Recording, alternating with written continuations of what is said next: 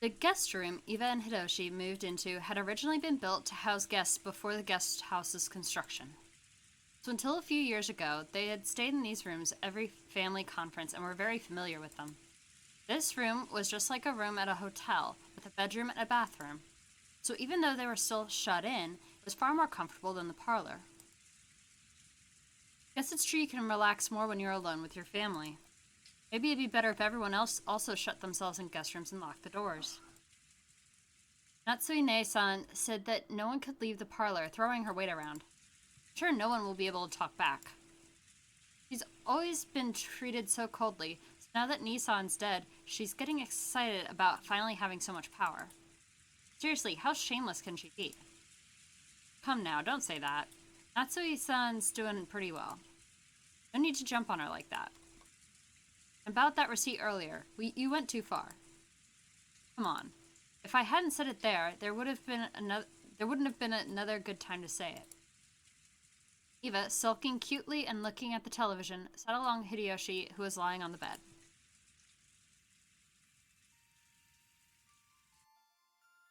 Still, we haven't been alone like this for quite some time. Great. Come to think of it, both you and I have gotten pretty old. Since George was born, everything's gone by in the blink of an eye. It really has. I wonder if we were too hasty in having a child. Eva's eyes looked like they were staring off into the distance. Yes, she had thought of it as a once-in-a-lifetime chance. Her older brother Kraus had been unable to father a child for quite some time. 6 years passed after his marriage to Natsui without any signs of pregnancy, which didn't please Kinzo at all. Eva herself had thought that her name would be moved outside the Ushinomiya register when she got married anyway. Didn't matter whether a successor to the headship was born or not. Then, one day, she had a heavenly revelation. Or maybe it was the whisperings of the devil that she had listened to in her creed. If she could give birth to a successor first, wouldn't she be able to remain in the Ushinomiya register? If things went well, she might have a chance to inherit the Ushinomiya family herself? When she proposed this to Hideyoshi, he had approved of it instantly. This wasn't because Hideyoshi also had greedy thoughts. Hideyoshi, who had no close relatives, it was a chance for him to feel once more the long-forgotten thing called family. So when they got married, he hadn't fussed over which last name they were to keep, and had quickly agreed to have his name enter the Ushinomiya family register.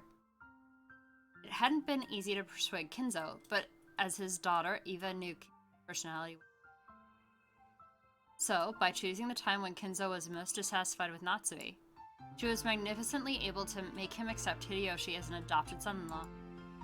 Looking at Hideyoshi, who had achieved success after starting from nothing, Kinzo might have seen a little bit of himself. He quickly grew to like Hideyoshi and approved of his transfer into the Ushinomiya register. George would eventually become the successor to the Ushinomiya family. They had raised him strictly with that purpose in mind. He had been worth their while, and had grown into a fabulous young man who wouldn't disappoint no matter where he went. That was why he had not been permitted to fall in love with a servant like Shannon. So when she'd learned that Shannon was dead and the engagement was now invalid, though part of her had still been shocked by the gruesome crime, part of her had also been relieved that her dear George wouldn't be stolen by some servant girl. I have hated Cross Nissan since long ago. He was so full of himself, always swaggering around. So proud that he would one day become the head. I keep hearing a noise in the background that almost sounds like birds. Like seagulls, which is very weird. Considering half the point right now is that there are no seagulls, like, the music is very strange. Was that just a childish emotion? But in the end, that emotion guided my entire life. If that had been all, then it would have been fine. But because of that emotion, I got you and George involved. I used you. Eva, don't blame yourself for that. Hideyoshi got up and held Eva's shoulder. She could feel a warm understanding from him. Well, I reached the halfway point in my life long ago. But you know, I have absolutely no regrets about how I've lived my life. Not one. I think that since I've been with you, Eva, I've been able to relish an enjoyable life that other men never will. After I lost my relatives in the war, you've reminded me what the warmth of family is. So I'm grateful to the Ushirmiya family and think of it as my only one. This life I've led with you, not a single thing's been wasted.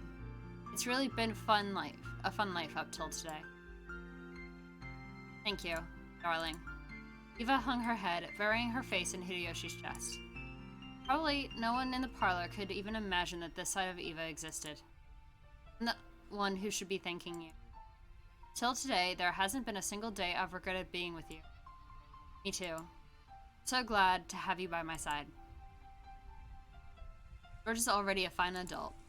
Even if I don't look out for him, he's a man who could do his job well on his own. I wonder.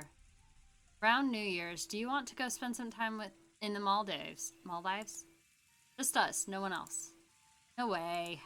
Aren't you always saying that you're so busy responding to New Year's cards that you don't even sleep? None of that this New Year's. Won't read the New Year's cards. I'll just stay quiet and check to see if I've won the New Year's lottery. It'd sure be nice if we won a color TV this year. No way! I don't want to waste time checking the lottery while we're in the Maldives. And none of that either. How does it sound? Just the two of us taking it easy like when we were newlyweds, just before George was born. Yes. In that case, fine. Here the Maldives are wonderful.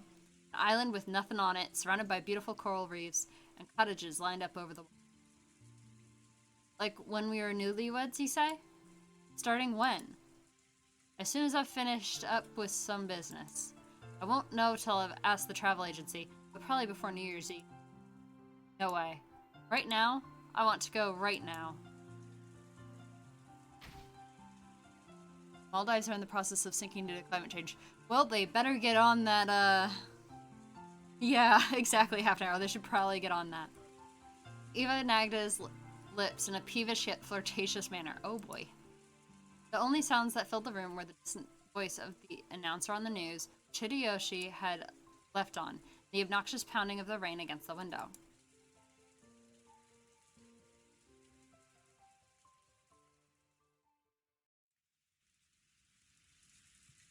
That'd be like a fade to black sexy times, because they're gonna get murdered. Get found murdered like that. And that's just gonna be unfortunate for it. There was a knock on the door and Genji-san entered. Madame, dinner has been prepared. Will you eat in here again? Yes. Have it brought here. Is Dr. Nanjo still in the kitchen? Yes.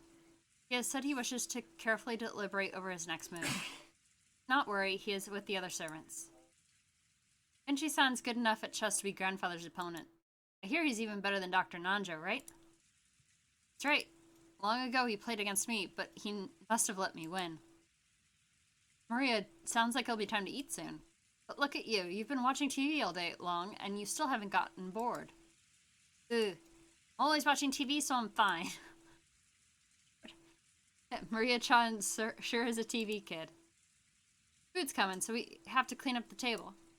Earlier, we had torn several pages out of Maria's notebook, and there was now a mess where everyone had been drawing together. Jessica began cleaning that up quickly. Still, everyone here really can draw. I'd never guessed. Genji, ask Eva-san and Hideyoshi-san whether they'd at least like to have dinner with us, although they will probably turn us down. Certainly. First father, and now Eva-san. Quite hard to gather everyone to the Ushiramiya dinner table. Matsui felt her headache start throbbing again and lightly held her temples.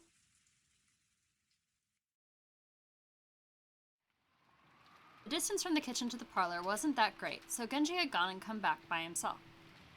But the guest room was a little farther away. Natsui had warned him to avoid being alone whenever possible, and just now Nanjo had also admonished him, saying it would be better if he had held a little more concern for his safety. Kanon accompanied Genji, and the two of them went to visit Eva and Hideyoshi in the guest room. Genji knocked on the door. Eva-sama, Hideyoshi-sama, dinner has been prepared. He waited a short while for them to come out, but there was no response. Genji-sama, look at this. Kanon pointed under the door. A Western envelope had been inserted under it. Normally, when something was inserted this way, it'd be interpreted as a message from someone outside to come to someone in the room. So since this might be a private note meant for Eva and Hideyoshi, it was not something that Kanon and Genji were supposed to take interest in. But this Western envelope, it's one of Kinzo's, the same kind as the one Maria had taken out last night and surprised everyone with. There can be no mistake. It's one of the Master's envelopes. Or could it be? Even though this was one of Kinzo's envelopes, the letter from Maria... The letter Maria read aloud the previous night hadn't come from Kinzo. Genji continued knocking a little harder and called out in a loud voice. Eva-sama! Eva-sama! This is Genji. Are you there? Please answer, Eva-sama. There was no response from inside. Sometimes, when the servants went to call some guests for a meal, the guests would be sleeping so deeply that they wouldn't wake up. Times like that, the servants would stick a letter in the door to show it was time to come out and leave the guest be. But despite that, Genji beat even harder on the door and called out Eva's name. However, there was no answer. Kanon stuck his ear up to the door, held his breath, and listened for any sounds coming from inside. I hear something that sounds like the television, but I don't sense anyone. The room might be empty. Genji took out a handkerchief, careful not to touch it with his bare hands, gently pulled out the envelope that had been stuck under the door. It was sealed with deep red sealing wax. Without a doubt, the mark on that sealing wax had come from the Ushiromiya family head's ring. Eva-sama! Eva-sama! Please answer! Are you still in your room? There's still no answer. There's a chance that those two were aimlessly walking around the mansion. This was the home Eva had grown up in. There was plenty of reason to think she had gone out on a casual stroll. Genji groped around in his pocket and pulled out the bundle of keys which contained the key that would open the guest room. Genji-sama? Kanon also understood what this meant. They would sometimes unlock the door so they could go in and do things like make the beds, but only after they made sure the guests were out. To unlock the door for any other reason, and especially to do so when there was a chance the guests hadn't given permission and might still be in there, was an action unbecoming of a servant. But Genji had decided. If the only problem had been that his knock hadn't received a reply, he wouldn't have gone this far. But the envelope under the door was doubtlessly one of Kinzo's. Or rather, one of the Western envelopes of the Ushiromiya family head. After last night, the sender of this envelope could be someone other than Kinzo. If this letter had been sent by someone else... Eva-sama, my apologies. Allow me to enter your room. After giving that final notice, Genji stuck one of the keys from the bundle into the keyhole. There was a sound of the door unlocking, and after slowly turning the knob, he slowly started opening the door. Light seeped through the crack of the door. Were they in the room? Or had they forgotten to turn out the lights? Clank. The sound of the door chain being pulled tight. The chain had been secured. The chain couldn't be secured from the outside, but it also proved that they were in their room. The sound of voices on the TV seeped out of the room. The lights, the chain, the TV. All of these things made it clear they were in the room, but there was no sign of them. Genji called to Eva once again through the crack of the door. There was no answer. Genji-sama, what should we do? As part of their job, the servants were able to unlock almost any lock in the mansion. They had no way to open a door with the chain. The only way to get by the chain was to cut it. That was certainly not permitted as part of the servants' usual work. Creepy chill had already rushed up their backs. Kanon held his breath again and tried to sense someone through the door, but even so, he was not able to sense anyone. I will call Madame and return. Kanon cut the chain. Yes. As Kanon hurried away to get a cutting tool, Genji called him to stop. Wait, Kanon. Return to the kitchen and take Kumasawa with you. You must not act alone. Yes, certainly. Looked like Kanon was wondering why he had to do something so troublesome in the middle of this urgent situation. But Genji had said it out of wariness. He didn't care what happened to himself. But in the worst case scenario, he didn't want anything to happen to Kanon. Yeah, they're almost certainly dead in there, and now that's a locked room. In the kitchen, Kumasawa was piling food on the serving cart. Nanjo was waiting for Genji, apparently wanting to show him a move he'd finally thought up that might turn the tables on him. But Genji's appearance immediately told him that something was wrong. "Oh, what has happened, Genji-san?" "Dr. Nanjo, my apologies, but please allow this match to be suspended for the time being. Cannon, take care of the chain. Kumasawa, stop setting up dinner for now and accompany Cannon. I will go over to Madame. If you would come with me, Dr. Nanjo." Has something happened? Genji took Nanjo, who still didn't know what was going on, and quickly left the kitchen. "Kumasawa-san, my apologies, but please come with me." "What has happened, Cannon-san?" Kumasawa said almost exactly the same thing as Nanjo, unable to take in the situation, chased after Cannon, who had flown out into the hallway. Taking Kumasawa with him, Cannon went to a storage room and looked through the tools packed in toolboxes and hanging all over the walls, trying to find something that could be used to cut the chain. "What are you looking for?" "Let me help too. We're cutting a door chain."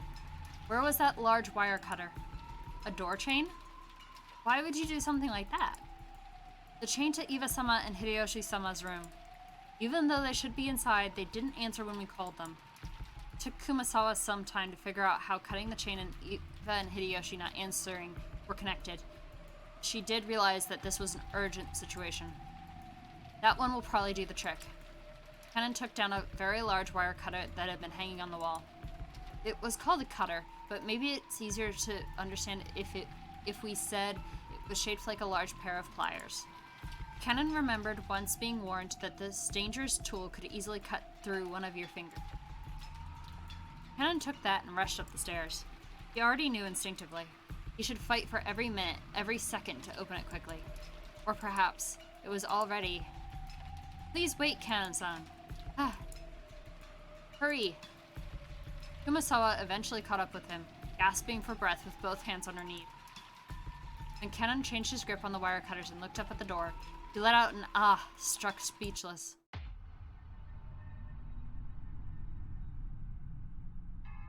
What is this?" Kumasawa screamed weakly, her face pallid. That was no surprise, because right there, on the door, just like the magic circle had been drawn on the shutter of the Rose Garden storehouse, there was another eerie shape drawn with a blood-like paint. However, it would be odd to call this one a magic circle, because unlike what most people would expect, it wasn't a circle with shapes drawn inside it, but a slightly more complicated geometrical shape. However, those strange characters filling the gaps, which weren't from the alphabet, were the same kind as the ones on that magic circle on the shutter. The thing that had Cannon struck speechless wasn't how eerie the magic circle was. It was that something like this hadn't been here a short while ago. First, he had taken a trip back to the kitchen. After that, he'd gone to the storage room to grab a tool and headed right back.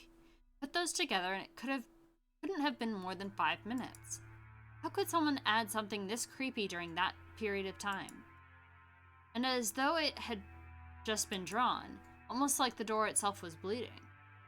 Several unsettling vertical red lines slowly dripped down, getting longer and longer. Eep! Kumasawa's knees gave way. She sat down on the spot. If Kumasawa hadn't done this first, then Cannon surely would have wanted to. Beatrice-sama? Eek! It's the work of Beatrice-sama! How horrid! How horrid! Cannon gulped, then readied the wire cutter and approached the door. He didn't want to get close to this disturbing magic circle, but he really didn't want to touch the steadily dripping substance that looked like blood. But if he didn't get close, he wouldn't be able to cut the chain.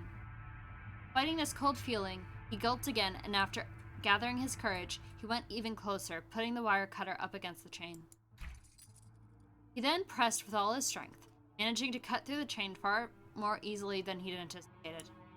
The cut chain fell into 2 separate parts, which continued to clang as they swayed back and forth. Cannon-san, there's an envelope by your feet. And isn't that the master's... Looked like Kumasawa had also noticed the western envelope at the bottom of the door, that the sealing wax had been sealed with the head's ring.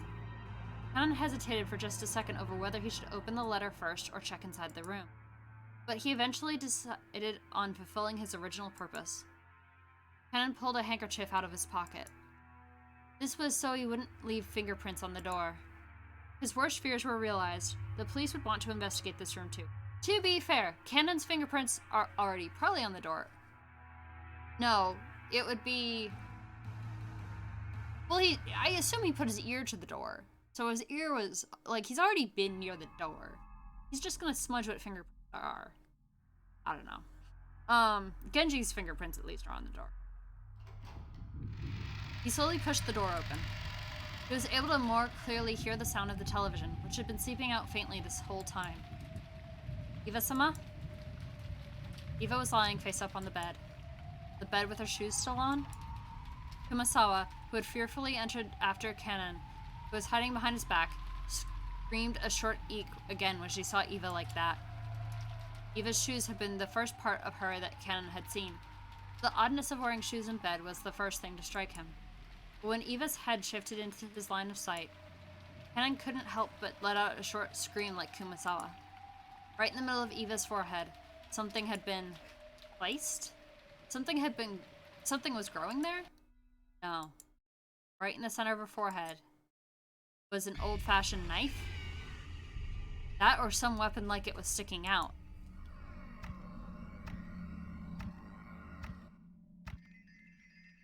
At the base of where it was stuck in, blood dripped down, staining the sheets on the other side bright red. Kumasawa's knees gave way once more, and she sank down on the floor. Her mouth kept flapping open and closed, but she couldn't even scream. Eva was dead, with some kind of weapon sticking out of her forehead. Both eyes were open wide, and the image of the person who killed her must have been burned into... The only mouth capable of naming that person had been shut for all eternity. Even though her forehead was the last place they wanted to look, they couldn't tear their eyes from it. Right there, the weapon was stuck in Eva's forehead, standing almost perfectly upright. And on the handle was a complicated design that you wouldn't expect to see on an ordinary weapon. That thing could be summed up with the word occult. It was a vulgar object, with a design that might have been some sort of demon. What about Hideyoshi-sama? Hideyoshi-sama! Eva was on top of her bed, but the other bed was empty. Where was Hideyoshi? Bathroom. He's gone to the bathroom. After taking a backward glance at Kumasawa, still on her knees and stupefied, he checked the bathroom just in case. Yep. At the moment he opened the door, he was greeted by steam and the sound of the shower. Oh. The bathroom was of the same familiar style as most hotel bathrooms. Taking a shower, a waterproof curtain was used to keep water from flying out. That waterproof curtain was half open. Lying tumbled down in the bathtub was Hideyoshi, completely naked with both eyes open, pointing right at Cannon. Just like Eva, a weapon with a demon-like design was stuck into his forehead. Since his head had been under the shower's hot water this whole time, his face wasn't half covered and filthy with blood like Eva's had been. But the sight of him dead while still taking a shower was tragic enough. Just then, they heard Natsui's voice coming from the hall. She was probably coming up with Genji. Again with this graffiti. What about this letter? What does it say inside? I don't know. I haven't read it yet. We shouldn't touch it carelessly. The culprit's fingerprints might be left on it. We should hand it over to the police. They went out of their way to leave it here. I'm sure they wouldn't have left fingerprints. As Natsui said that, she picked up the envelope. And before checking its contents, she entered the room herself, where she found Eva dead. Eva-san! Madame, Hideyoshi-san is here too. This is truly atrocious. Cannon, turn off the shower. Don't let this be any more pitiful than it needs to be. Yes, ma'am. Cannon gripped his handkerchief and twisted the valve, turning off the shower. In the bathtub, a small jar of body soap had fallen with its cap off.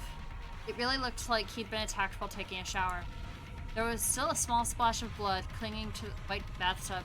The combination of red and white made a horrible contrast. Dr. Nanjo. I understand. No signs of post-mortem lividity. Rigor mortis hasn't begun either. It would seem that an hour or so has passed since they were killed.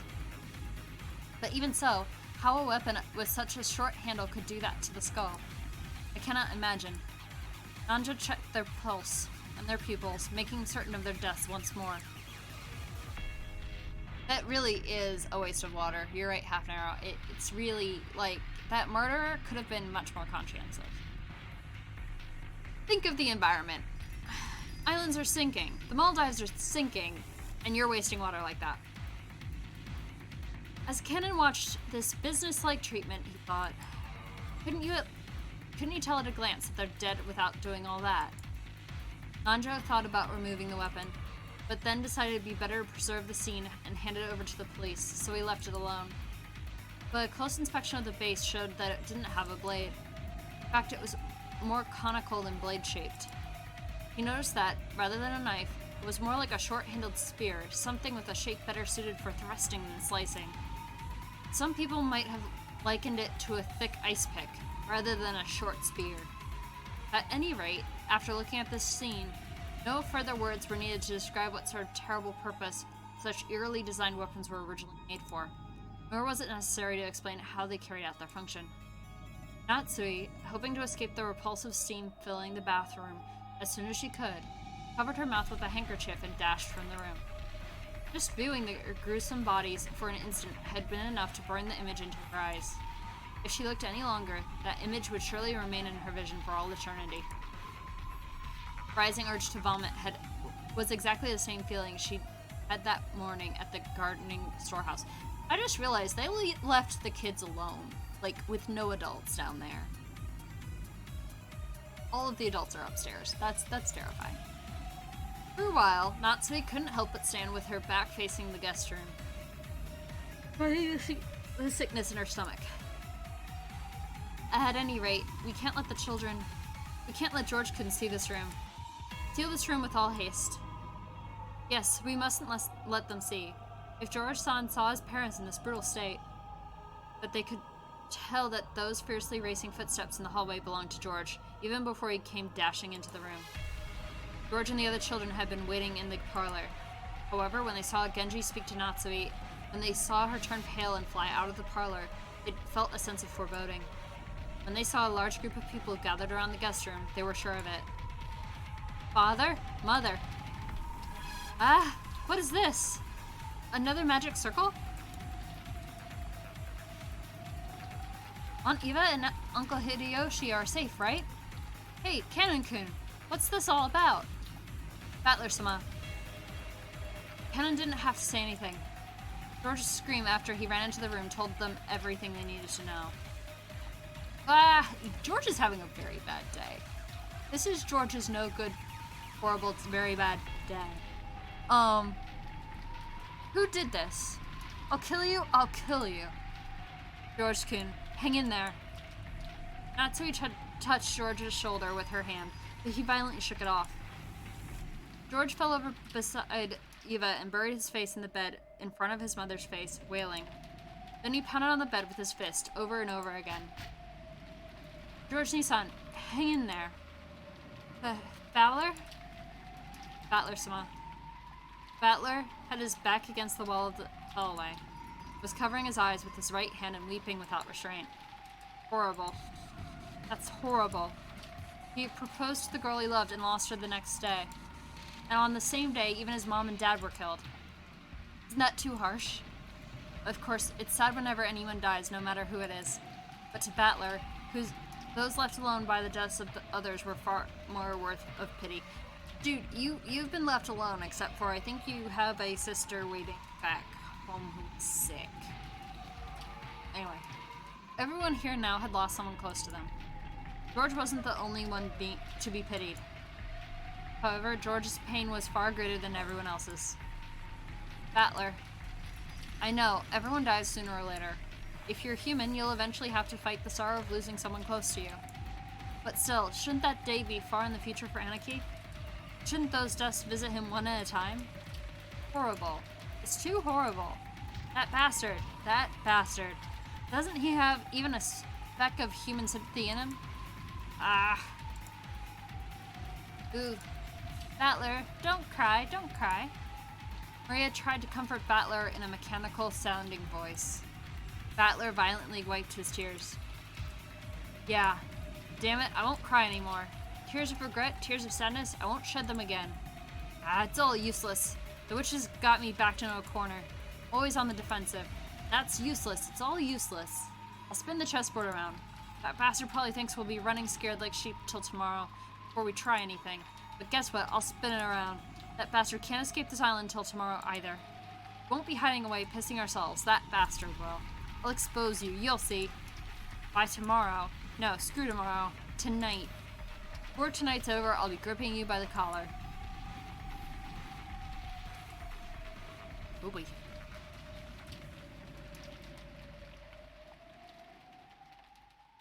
That's a lot.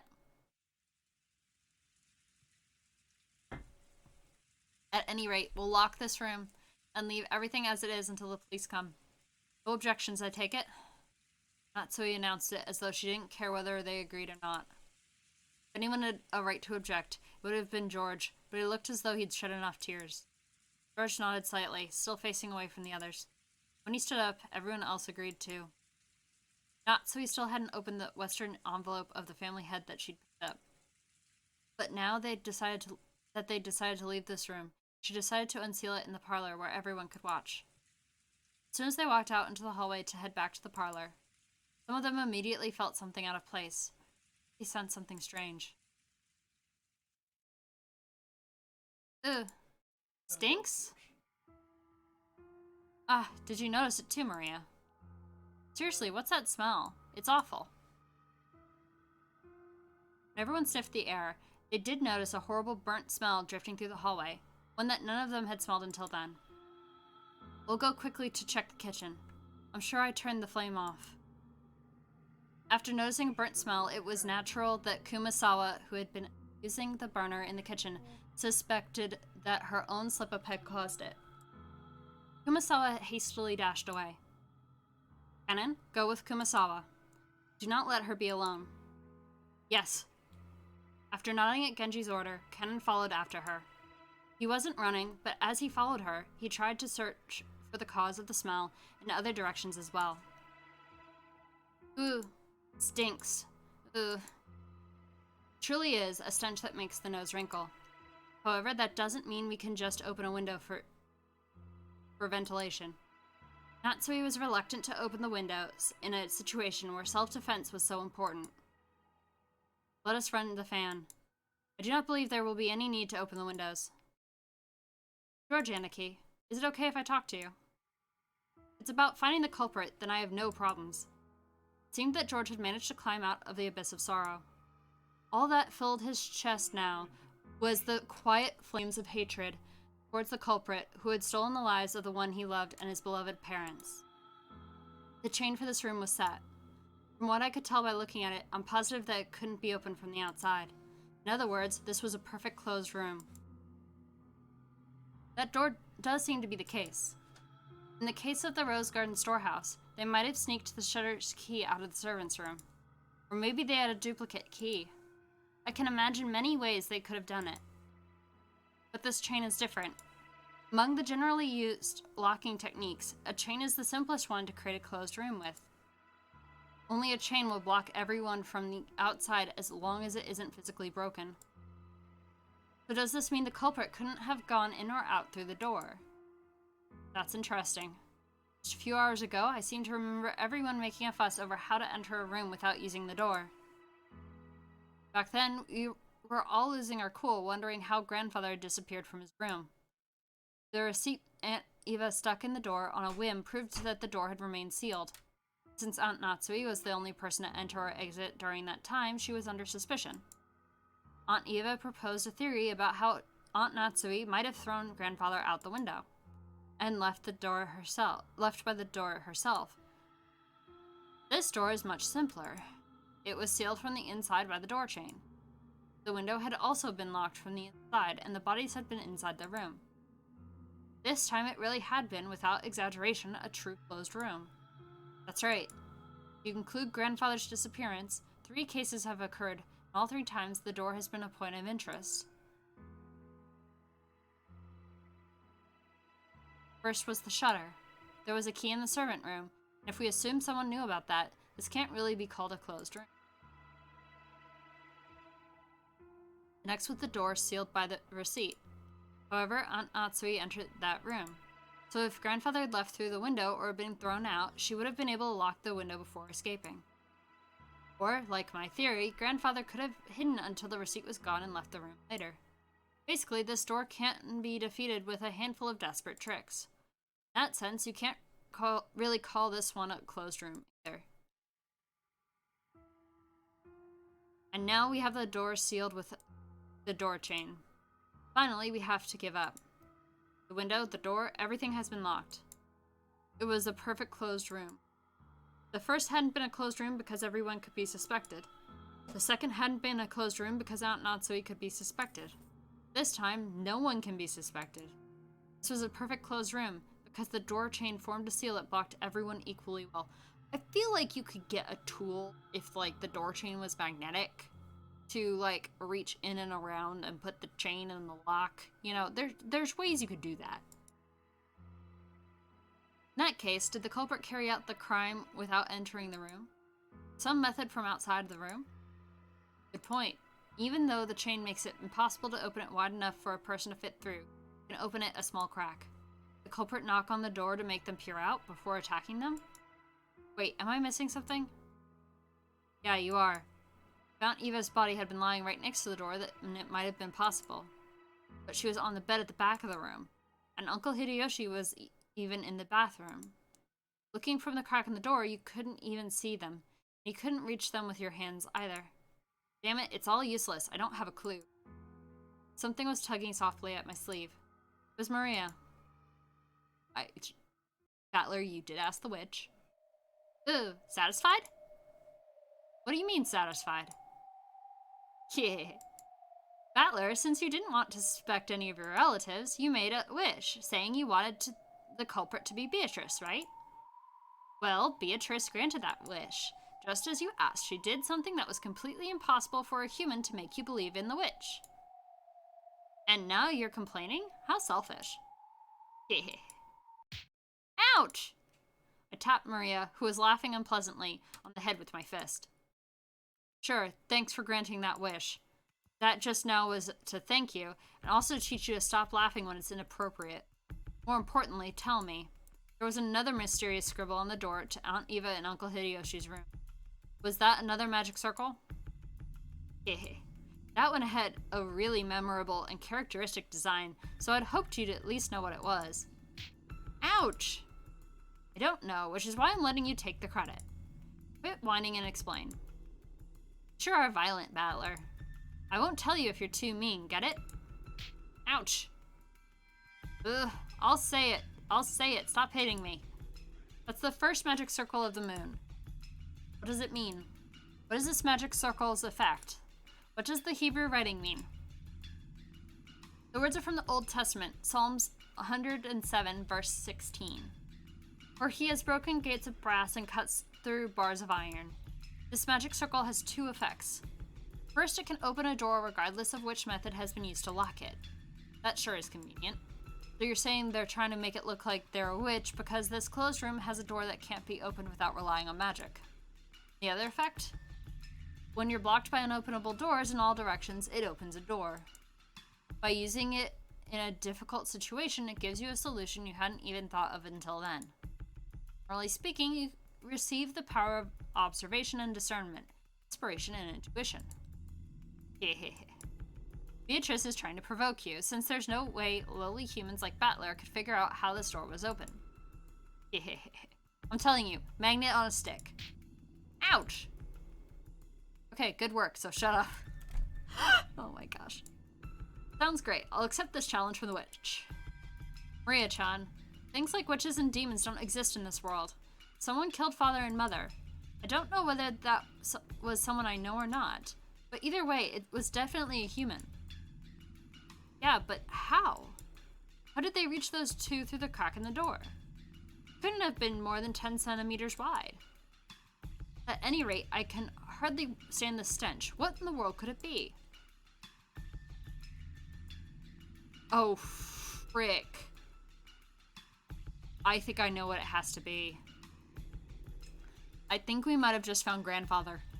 Ken and Kumasawa, who had gone on ahead, realized the smell wasn't coming from the kitchen even before they arrived there. That was because they noticed an even thicker wave of stench rising up from the stairs leading to the basement, which they passed on their way to the kitchen. Yeah. Should have put him in the fridge. Yeah, no, they put him in the incinerator so they couldn't tell when he was killed. Boiler room. If there's something wrong with the boiler again. Yeah, there's something wrong. There's going to be grandfather's body in it. The stairs led to the underground boiler room. The mansion's boiler was old and in poor condition.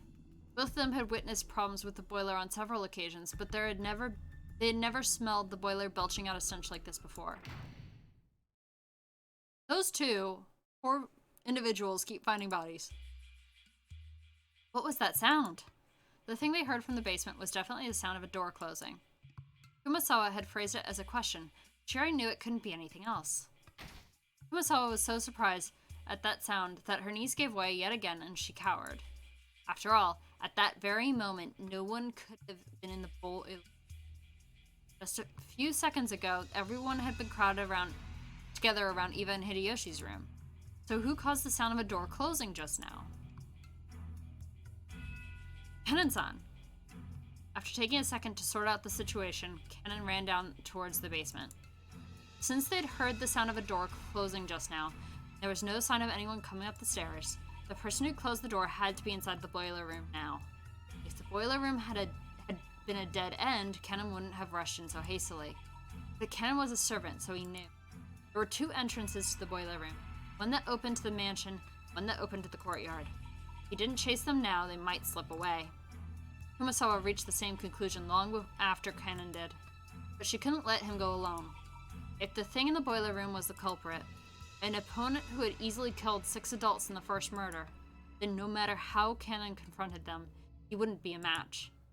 Of course, with this argument, even if Kumasawa joined him, it wouldn't change anything. At any rate, after a delay, Kumasawa decided that she mustn't let Kenan go alone. She rushed down the stairs.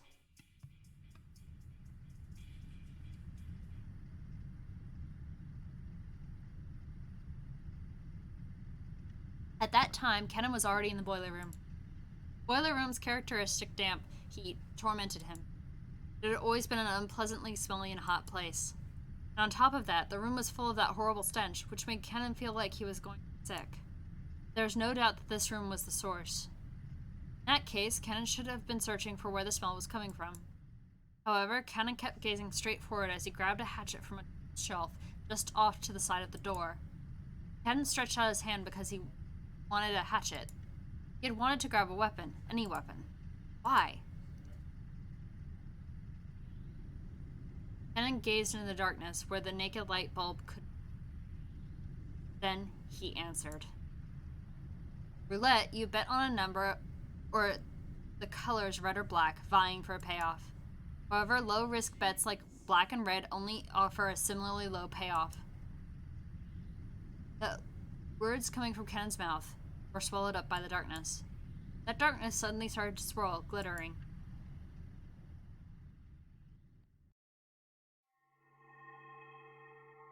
It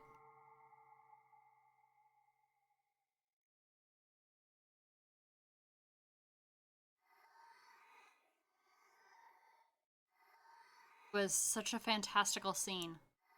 Golden sparkling butterflies that hid in the shadows all over the boiler room flapped their wings, twinkling beautifully, gathered in the darkness, disappearing. Kenan continued speaking, directing his words at the darkness as it swallowed up the butterflies. But as the butterflies gathered in the darkness, they they would certainly laugh. But Kenan continued to speak without faltering in the slightest. However, if you bet on something with a lower probability, your payoff increases proportionally to the risk. Master called succeeding despite an astronomical risk a miracle. Called the astronomical payoff gained as a result magic. I have no interest in what kind of magic you and the master were seeking when you spun that roulette. But you forgot something. You forgot that in roulette there's a pocket that's neither black nor red. Roulette has a special pocket called 0, which means that the house takes everything in certain variants of the game. This means that all the coins bet on the table will be swept up, just as though everyone is forfeit. I set my heart on just one thing. I decided that if Shannon were to be killed and I was left alive, I'd sacrifice this life of mine and bring this roulette of yours to ruin. This isn't one of Master's rules, and it certainly isn't one of yours. I made this rule myself. I'm not furniture anymore. I'm the zero on your roulette. Ken's face twisted with humiliation. It's clear that his defiance against his own weaknesses was being ridiculed somehow. Ken's brow creased even further, and a fierce expression that he'd never shown to anyone appeared on his face. The hand grasping the hatchet was shaking. Sweat became drops, which slid downward. It was clear that the emotion causing Kennan's hand to shake wasn't just anger. However, Kennan suppressed that emotion. I won't let your words lead me astray again. This is where the demon's roulette ends. Wait, another 1,000 years in hell for your next summoner, Beatrice. Kennan raised the hatchet and tried to dive into the darkness. The darkness definitely sneered. It sneered at that courage as if it were vulgar, lazy, futile, and meaningless.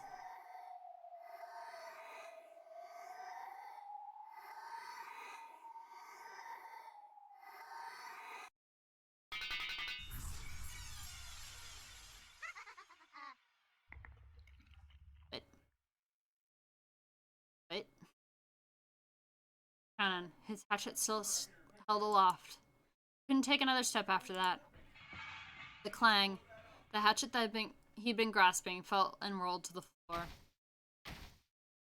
And following that, with a pair of thuds, Kennan's knees hit, left, then right. That hand, which looked like it was trying to catch the sky, now that the hatchet had been dropped, gradually lowered, landing on his chest. Then the other hand did the same. By Cannon. Right there was a handle with a demonic design engraved in it. As Cannon looked down at his chest, the same type of weapon that had been stabbed into Eva and Hideyoshi's forehead was. Cannon was curled up in anguish, fresh blood dribbling from the corner of his mouth. It was makeup too extreme for Cannon's white skin.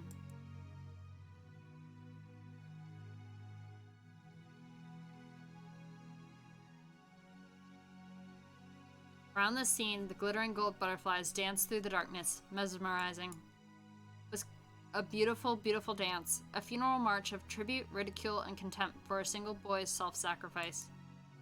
Kennan had already been prepared for his own death, but although he could do nothing but accept the death he had received, he attempted one last measure of resistance. He grasped the handle of the weapon sticking into his chest with both hands, and gritting his teeth with an acute, unearthly pain, he pulled it out. For only a moment, a bright red spray gushed out. It made an unpleasant bloop sound. It probably resembled the sound of Kennan's soul as it was sucked into the swamp of the dead. That's a disturbing vision. Kennan's son? Oh, f***ing Kumasawa. Yee! Someone! Kumasawa screamed at the incomprehensible sight in front of her. Kennan was lying in a pool of blood. Kumasawa's heart was a complete mess. Ah, what a horrible fate. He wouldn't have been killed if I had been with him. Ah, what incredible luck. If I had been with him, I might have been killed too. As she screamed, her expression was filled with complete confusion. All the muscles in her face were pulled up, almost as though she was smiling while crying. No one could have made fun of an expression like this. What is it, Kumasawa? Answer me, Kumasawa. The first one to dash in was Natsui, holding a rifle. Battler and Genji dashed in after her. Normally, they probably would have started discussing the origin of that violent stench filling the boiler room. But after they saw Kennan, who was lying on the ground as if he were drowning in an ocean of his blood, the stench wasn't important anymore. Kennan, answer me. Genji, bring Dr. Nanjo here. Natsui realized that even though Ken was on the verge of death, he was still conscious, so she sent Genji to get the doctor. Natsui, holding the rifle aloft, faced the darkness in the center of the boiler room and shouted, "Who is hiding over there? Come out quietly. If you don't come out from there, I'll shoot without mercy. We need light. Aunt Natsui, let's light them up." Battler, thinking quickly, took a large flashlight from the tool shelf alongside the door, and used its light to cut through the darkness Natsui was glaring into. But the light only shone on a mechanical-looking piping and a door. The door had been left open a small crack, and it was obvious that someone had left through there in a hurry. Not Natsui, where does that door go? Genji, where does that door lead to? The courtyard. Like hell I'd let you get away, you damn bastard. Battler let out a war cry as he slammed into the door. Cool air from outside suddenly rushed in. There were some thin, rough stairs leading up. Battler ran up them, shouting, "Wait, Battler-kun! It's dangerous to be on your own right now." Natsui was also rushing up the stairs, chasing after Battler. They were in the courtyard. The courtyard of the mansion had been built strictly for lighting purposes, so it wasn't a very elegant place. Because it was surrounded on all sides, the air was calm and completely undisturbed, even though they could hear the sound of strong winds. There was only the gentle sorrowful. As he ran through the cold and scattered raindrops, dashing up the stairs into the courtyard, Battler looked in every direction. Of course, the odds of him finding a suspicious silhouette just standing around nonchalantly were pretty much zero. Battler spun, looking all around. He turned again and again, kept spinning until he almost lost his sense of direction. He prayed that he would see the culprit somewhere in the scenery. There was no chance. All he saw as he spun was more and more of the mansion's heartless walls and windows. Furthermore, there were 2 entrances into the mansion from the courtyard, and neither of them were locked. Because the courtyard couldn't be entered from outside the mansion, the doors had been built without locks. He didn't know which one they had left through. He had to give up. Battler pounded on the wall with his fist, swearing, "Battler-kun, you mustn't run ahead by yourself." Battler-kun? Battler pressed his forehead against the wall, which he scratched at with his fingernails as he cried. "Damn it, damn it, damn it. Aunt Eva and Uncle Hideyoshi. Now Cannon-kun. Killed a full 6 people. Killed more than that. Oh, I think you mean the first room.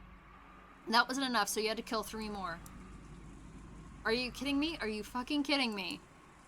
Aunt Eva and Uncle Hideyoshi were always kind and fun. I just met Kennen yesterday and I'm sure I'd have gotten along fine with him. Why did you kill them? Why? You know, when people die, they don't come back to life again, right? Yes. Killing people doesn't make them like you, it just makes people dead. They're gonna quickly sprout up again like bamboo shoots. Why'd you kill them? Why?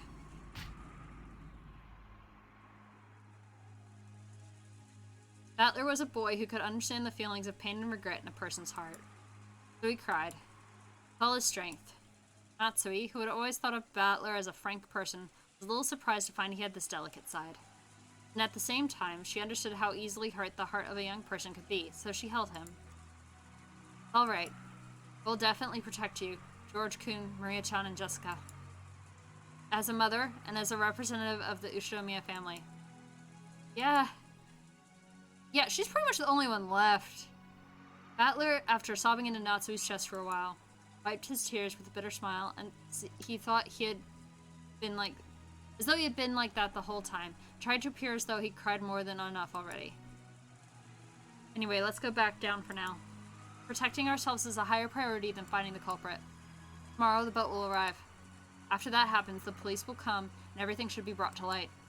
There's no way the culprit can escape this island, no matter how much they struggle. That's right. The police come. Seagulls cry. The crime will be solved. But, for some reason, Battler felt a slight sense of unease, as if the seagulls would never cry again. That couldn't be true. When the typhoon passes, surely the lively seagulls will return to the harbor again. Still haven't checked them. I returned to the boiler room along with Aunt Natsui. I told everyone weakly that we hadn't found anything. We heard that Dr. Nanjo and George Aniki had carried Cannon-kun to the servant's room. The servant room had a first aid kit and a sink and could apparently function as a nurse's office. Kumasawa-san and Jessica had accompanied them. Stains from Cannon-kun's blood remained on the floor. Judging by the large amount of blood lost, the ruthless shape of the weapon that had fallen carelessly to the ground, I figured that Dr. Nanjo's treatment would probably end in vain. That weapon was doubtlessly the same type that had been stuck in Aunt Eva and Uncle Hideyoshi's foreheads. But wait, Isn't the demonic design on the handle a bit different? There seemed to be some small differences in that part. Still, as far as their overall shape was concerned, the weapons were all of the same type. Though it had seemed brutal, we'd left the weapons stuck into Aunt Eva and Uncle Hideyoshi to preserve the crime scene. So this was the first time we were able to have a perfect view of the entire weapon. As we had expected, the weapon was not bladed like a knife, but shaped like an ice pick, or rather, a thin stake. And it had a spiral-shaped pattern, sort of like a drill. It looked like something that might be driven into the hearts of human sacrifices in some demonic ritual. Including the handle, it was 25 centimeters long. Half of that was the stake-shaped part, which was stained deep red with blood. The length of the blood-stained part made it clear just how deeply it must have penetrated into Kanenkin's chest. Why are you here, Maria? But Aunt Natsui and the rest didn't even look at the weapon, and instead stood in front of the incinerator where the horrible stench was emanating from. They must have dragged out that thing which had been burning in the furnace. It was still smoldering and kept sending out dense waves of that awfully unpleasant smell. Genji-san and Maria stared down at it. Aunt Natsui probably couldn't stand to look directly at it. Kept shaking her head, her back to it. Ugh! I thought nothing could surprise me after everything that's happened. But this... Ugh. I stood there for a while, moaning with a rising urge to vomit. The true source of that unearthly stench was a scorched corpse that had been cooking inside the incinerator. The clothes, the surface of the body, and the hair were all hideously burned. The grotesque corpse was in a state where not the face, nor the age, nor even the gender could be guessed at. But when I thought about it calmly, I realized that a corpse appearing at this time could only be one person. It was grandfather, who had disappeared that morning, and whose whereabouts had been unknown. Or, hear me out now, grandfather's the one murdering everybody, and that's a body double that he had stashed in the fridge or something, you know. I believe it is most likely the master. I agree. That he would pass away in such a state. Heartrending. But is there any proof that this corpse really is grandfather? It's burnt so black you can't even tell what sex it is. Bat-Lacoon, look at his feet. Aunt Natsui, with her handkerchief over her mouth and her eyes averted, pointed and told me to look at the burnt corpse's feet. Oh, he's like polydactyl or something. Notice how there are 6 toes on each foot? Huh? Ah, you're right. That's just as Genji-san had said, there were 6 toes on each foot. Each individual toe had looked so normal in its line that I hadn't noticed. The master was born with 6 toes on both of his feet. Consequently, the master was entrusted with the revival of the Uchinomiya family. I've heard that since long ago, cases of polydactyly were common in the Uchinomiya family. It's probably hereditary. Polydactyly literally means many fingers. Because of a little mistake by God, when the person is born, one of their toes or fingers splits in 2, and the total number increases. But a big deal isn't usually made of polydactyly in the world at large. That's because it isn't a disease, just something people are born with. So while they are still babies, at about the time they turn 1 year old, they can be taken to the hospital and given surgery to make them normal. Even a child with polydactyly can be treated.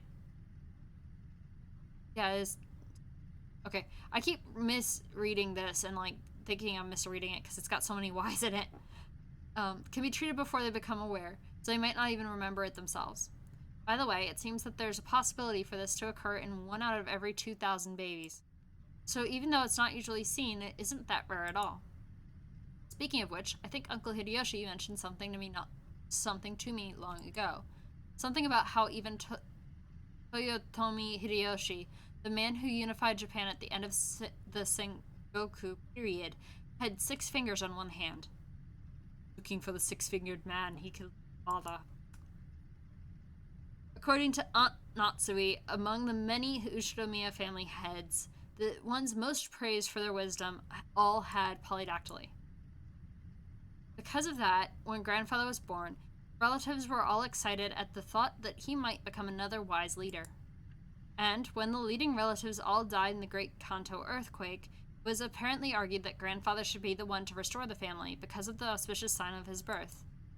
If grandfather hadn't disliked his position as the head so much, the sixth toe probably would have been pretty lucky for him. Come to think of it, I've heard about some country where it's believed people with polydactyly should be treated as gods and revered. This is beside the point, but it's fairly common in mystery novels for a corpse to be burnt to hide its identity. But I guess that in grandfather's case, just toasting him wouldn't be enough. He could be another person with 6 toes. 12 toes. And grandfather's body was not simply burnt. It was just like Aunt Eva and Uncle Hideyoshi, the thing that had been stabbed into Canon-kun's chest. One of those demon's ice picks was stuck into his forehead. The head's ring is not on his finger. So the letter last night was telling the truth. Father, probably be horribly disappointed. Natsui-san let her head droop, closed her eyes tightly. This room had also become a vital crime scene for us to hand over to the police. It's decided that we would leave grandfather's corpse here and lock the room, sealing it. It isn't clear when grandfather's corpse started burning in the incinerator. Yeah, the only blood Ushinomiyas are the kids. And there are servants left, which, as we've established, are considered to be Ushinomiya. Enough.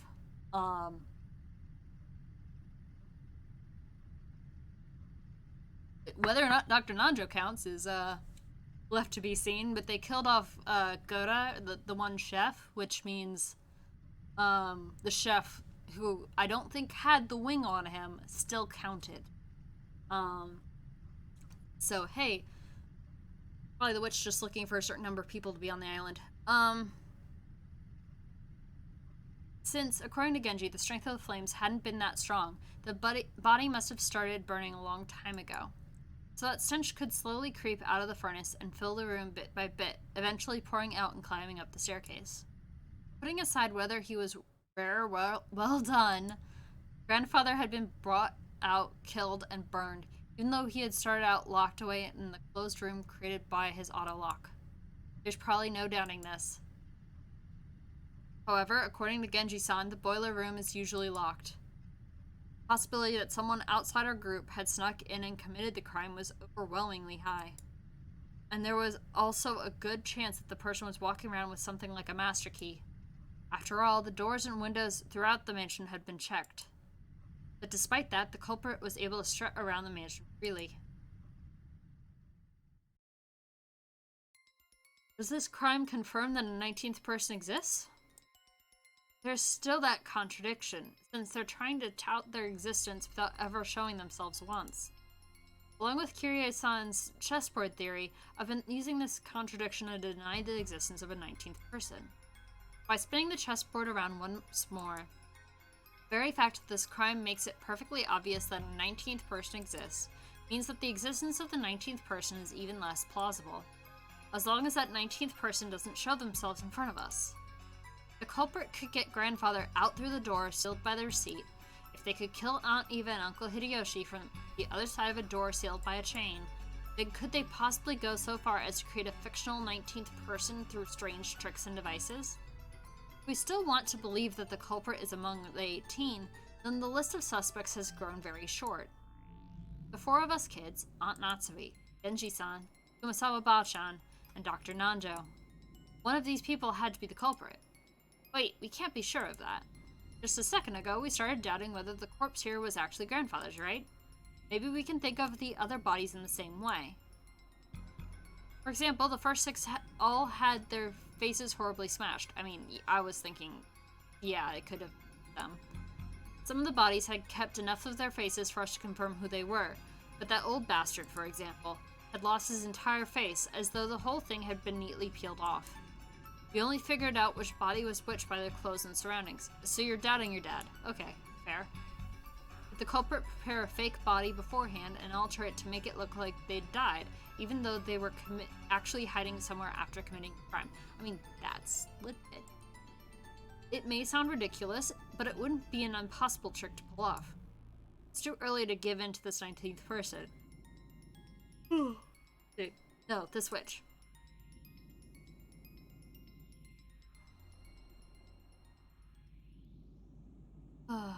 Maria-chan, you mustn't stare so fixedly anymore. Come on, Battler-kun too. I'm worried about Cannon's condition, and we mustn't remain in a place like this any longer than necessary. Let us return. Ooh. Maria didn't go out with everyone else, but remained in the boiler room. The thing she was staring so fixedly at probably wasn't grandfather's body, but the demon's ice pick sticking out of his forehead. It was probably the sort of item that an enthusiast couldn't bear to ignore. I tapped her on the head. Maria, what's Beatrice after? Is it all our lives? Beatrice will revive very soon. At that time, none shall be left alive. How can you laugh at something like that? Do you think you're the only one who's safe? Why don't you feel like you're in danger? Why aren't you scared? Beatrice made a promise. She said she's going to take me to the Golden Land. It's a wonderful place where you have no obligations. Everyone's always together, and everyone is always nice to everyone else. I'm looking forward to it. That time will come very soon now. Boy. Just what kind of person is Maria? I only know what Maria was like 6 years ago, when she was 3. She was once pure and obedient, a good kid.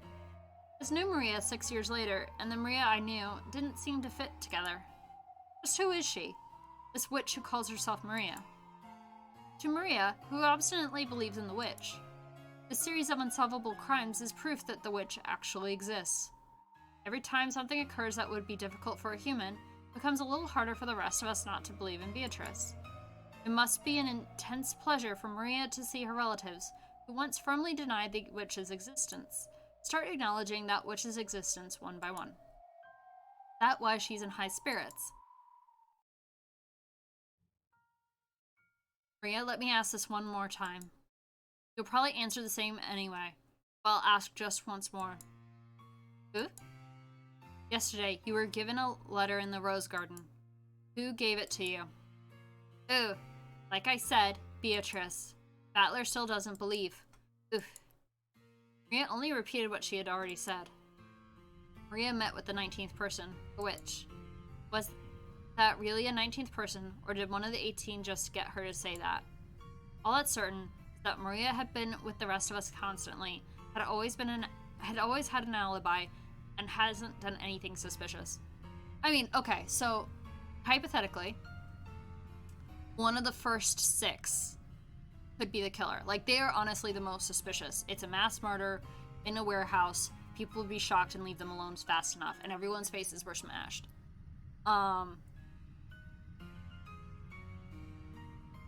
The person who is the body double for the family member who is doing this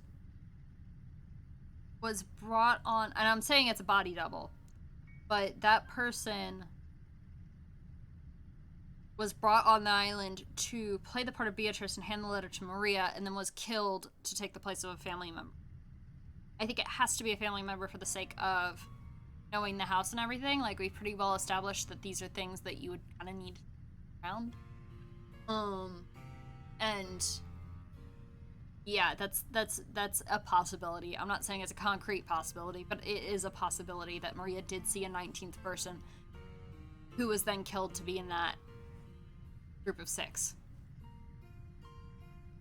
Simply overjoyed at being made Beatrice's messenger, and it certainly isn't the 19th person. Supposedly.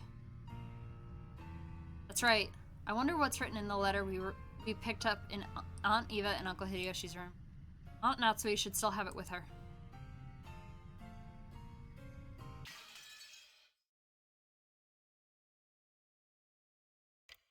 I have so many, like, concerns.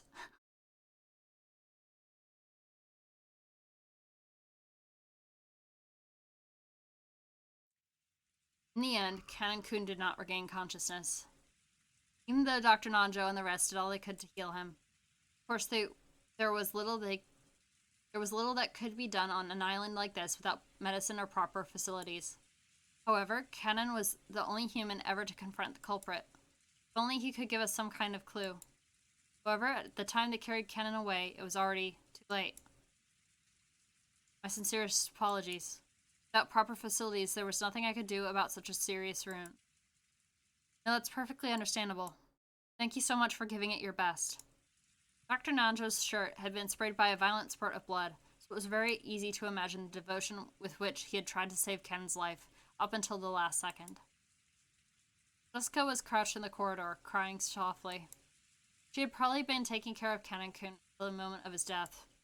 George Anarchy tried to approach her with words of comfort, but when Jessica pushed him away, he stopped trying to force her to talk and left her alone. If only I hadn't let Kanan-san go alone. Don't let that bother you. If you had been with him, he would probably have been attacked as well. He foolishly rushed on ahead and paid for his mistake. How can you say it like that? Kanan-kun spotted the culprit and bravely stood up to them. If only Kumasawa-san had gone with him, the culprit might have hesitated and chosen to run away. Emotion-filled words I'd never thought I'd hear coming from Jessica's mouth tumbled out. Kumasawa, looking truly sorry, could do nothing but hang her head. Jessica, you shouldn't talk to her now. It's the same for me, and probably for you as well, right, Battler? We don't know what's going on, and it feels like our hearts are going to split open. There were tears in George Anarchy's eyes again. Seeing Jessica break down crying probably brought back the pain of losing her. I'd done my crying all at once, so I didn't feel like crying anymore. However, I understood how great the pain in their hearts was. It's okay, Jessica. You'll be able to meet Ken again very soon. Oh my gosh, Maria, shut up. Stop it! I don't need you trying to console me like that. Beatrice will resurrect the dead and even love that it's been lost. So you'll definitely be able to meet him soon. Then everyone will be able to live in peace. So the one who killed Kanan-kun, is this Beatrice who supposedly gave you that letter yesterday? Where is she? Where is she hiding? I'll find her and tear her apart. Tell me. You know who the culprit really is, don't you? What do you know and what are you hiding? Tell me, damn it. Milady, please stop. Beatrice exists. It exists. Damn it, let go of me, Genji-san. Maria knows who the culprit is. She's hiding their identity even though she knows. She must be telling them what we're doing, guiding them as they kill us. Jessica, be silent. Jessica grabbed at Maria. Genji tried to stop her, but Jessica could not be calmed. The next thing I heard was the sound of Aunt Natsui slapping Jessica's face. Oh, sorry.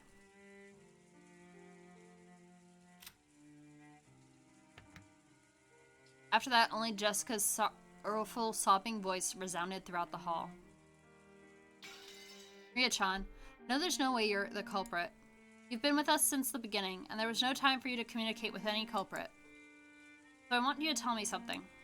Miss Beatrice, who handed you the letter yesterday, who is she? Although those words seemed kind, they clearly showed that George still had some remaining doubts about Maria. He didn't actually grab at her. However, he felt exactly the same way Jessica did. Anarchy, I already asked her the same thing a second ago. Her answer was the same as before. I want to hear it from Maria's mouth. Who was Beatrice? Even if I told you, you wouldn't believe anyway. What do you mean by that? Could it be the culprit someone we know well? And you're keeping silent because you're covering for them for some reason? Who gave you that letter? I got it from Beatrice. I'll say it no matter how many times you ask. I got the letter from Beatrice. George Oni-chan, do you refuse to believe in Beatrice because she's not an opponent you can hit? You want to turn your feelings of helplessness into violence and beat someone up. So you won't be satisfied unless your opponent is a human you can hit. So even if I tell you the truth, you won't accept it. So it's pointless for me to tell you. You won't believe. But I'll keep on saying it, because it's true. Beatrice exists. The door to the Golden Land will soon be opened. I'll go there. Beatrice promised. In that world, Mama is nice, Papa is with us, and is also nice. I want to go there right away. Everyone is afraid of Beatrice. Poor kid from a broken home is just like trying to get her way. Everyone is afraid of Beatrice, but that's only natural. So calm yourselves. Beatrice said so herself. By the time the typhoon has passed, I'll have ended everything, she said. Maria, I don't mind you being talkative, but let's leave it at that for now. I'll bet this is all a pretty happy situation for you, since you're always going on about how witches exist. But keep that to yourself for now. Don't try to force that on other people. I know I've been creeped out by this girl for a while now, but there really is something wrong with her. Don't you think so too, Battler? Genji-san? Kumasawa-san? What about you, Mom? Maria knows who the culprit is and she's hiding it. Okay, maybe she hasn't done anything directly, but she's definitely working with the criminal. That's right, she's a spy. We can't let her stay with us any longer. Hee. Maria-chan, you must realize there are times when indiscreet discussion is best avoided. If you keep adding oil to the fire, even I will get very angry.